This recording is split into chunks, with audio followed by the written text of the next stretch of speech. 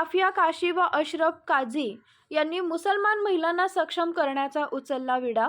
दिनांक 14 नोव्हेंबर रोजी साफिया काशी यांनी आपल्या घरी 50 महिलांना बोलावून सक्षमीकरणाकडे वाटचाल करण्यासाठी कशा प्रकारे सरकारी योजनांचा वापर करता येऊ शकतो याबद्दल माहिती दिली। ही माहिती भाजपा महिला मोर्चा प्रदेश महामंत्री डॉक्टर मंजुषा कुद्रीमोती यांनी दिली।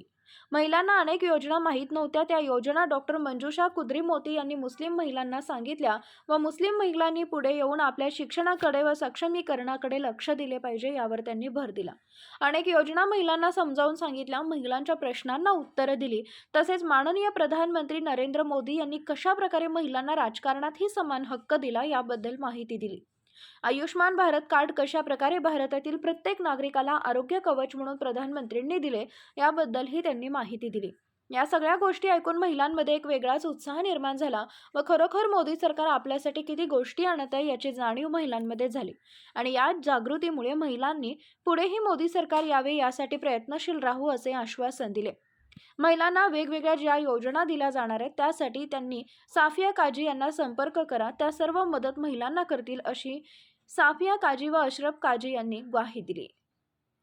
ब्युरो रिपोर्ट, तेज मराठी न्यूज।